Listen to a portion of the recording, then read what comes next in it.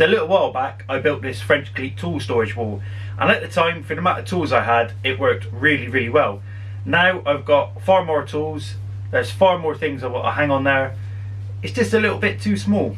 And also the other thing is this bench pillar drill. It's in the way of the cleat here, so I don't actually put a lot on that cleat. For the time being, the bench pillar drill does have to stay here, although eventually it will move somewhere else in the workshop.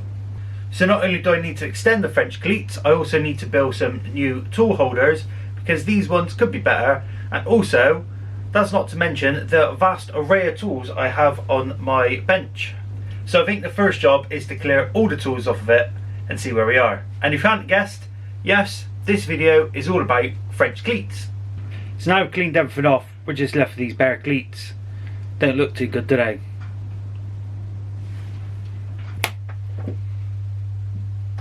Much better. So first up, I need to make a holder for the random orbital sander. Don't currently have one, and this is something I probably should have done way back when I first made the French cleat system. So this is the design I'm going to go for. It's nothing new, but it'll hold my sandpaper and it will hold the sander. It consists of two sides, two shelves, a top and a bottom, and a cleat. The two sides have these grooves cut into them so that shelves can slot into them. Now this is quite a simple build. You just need to get some glue into the slots, then you can put your shelves in.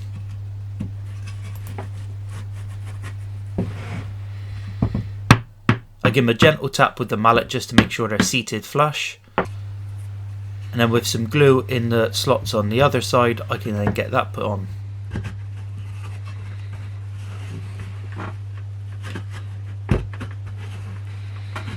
Once the shelves and the sides are all together nice and flush, I can then get the clamps on and leave it to dry before I do anything else.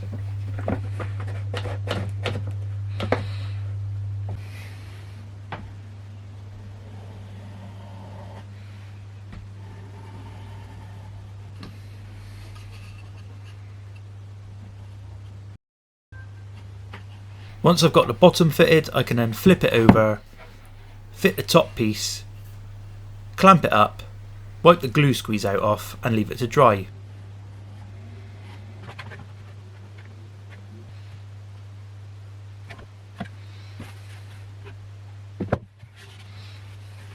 Then with the cleat fitted to the back I can try it out. I'm going to fill the shelves with the three most common used sandpaper grades that I use: 60 grit, 120 and 240.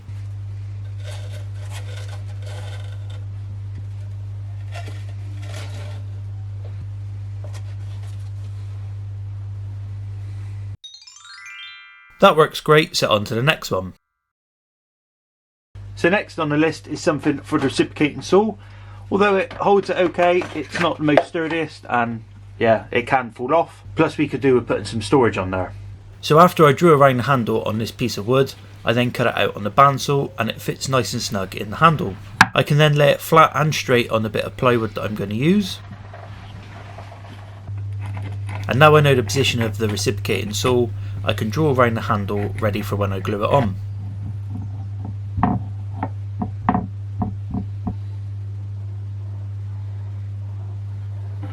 Once I've then got the handle in the position I want, I can hold it down for a few minutes to let the glue adhere a bit better, and then I can stand it up and go way over the top, firing in as many brad nails as possible into the back.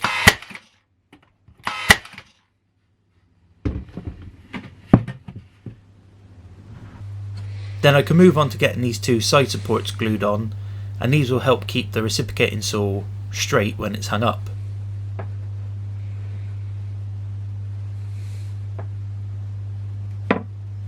Then I can clamp them up and leave them to dry for a bit.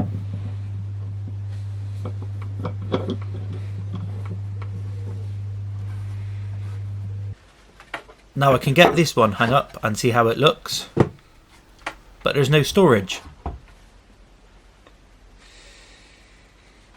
Well, I cut out this piece of PVC pipe and this small disc from a bit of plywood, and it fits nice and flush into the bottom of the pipe.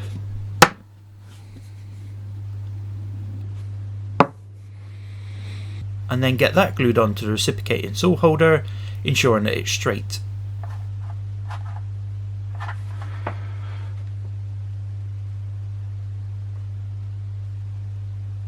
These are the two different types of blade I got for my saw, so I can get them loaded into the holder.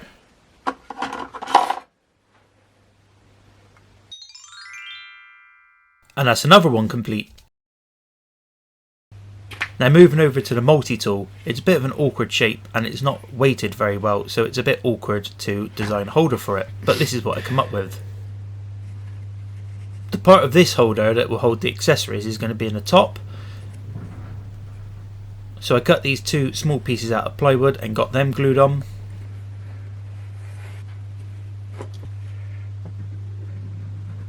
Then I can get the top bit glued on in place, ensuring it's flush.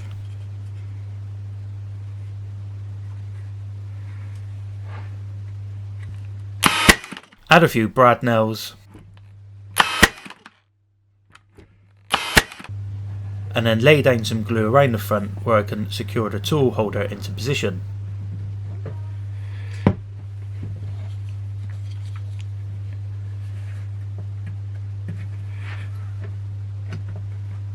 I can then get this one clamped up and leave the glue to dry.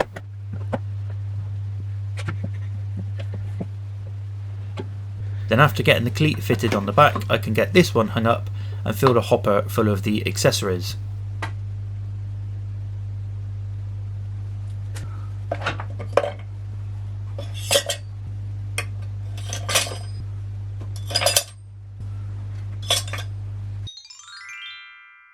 And that's another one done. Now in the last three builds you might notice the accessories I used all come from Abracs, and that's because Abracs very kindly reached out to me and have come on board now as a channel sponsor. They're going to be sponsoring the channel by sending me out products for me to use to give my honest opinion on. Abracs are based in York here in the UK, and it's great to be working with another UK based company. They offer a next day delivery service if you order any of their products before 4 PM the previous day. There's links in the description box below to their social media channels and to their website, so go and check them out, and thank you for coming on board, Abracs. Now moving on to the jigsaw holder, I've actually got two jigsaws, so I'm just going to improve this one and make a new one for the other jigsaw. The slightly annoying thing about this one is every time you want to put the jigsaw back into the holder, you've got to remove the blade. So I can overcome that by drilling a hole into it. So then this one becomes much easier to store, but there's no storage. So I cut out these four pieces and I'm just going to assemble them in this order, again just only using glue to keep them together.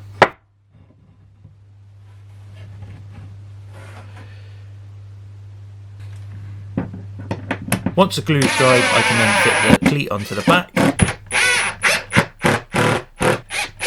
and then get this one hung up. I made this one slightly wider than the previous one so the jigsaw fits in there nice, and then I can load my blades into the bottom. These blades weren't supplied by Abracs, but that's my fault because I forgot to ask for some.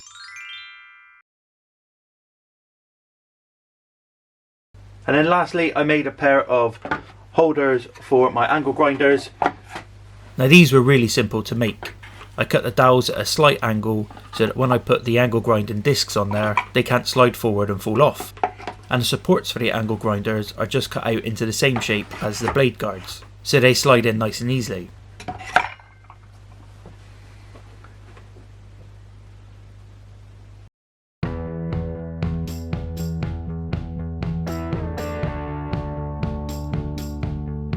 So now my bench is much clearer, and this is the finished result.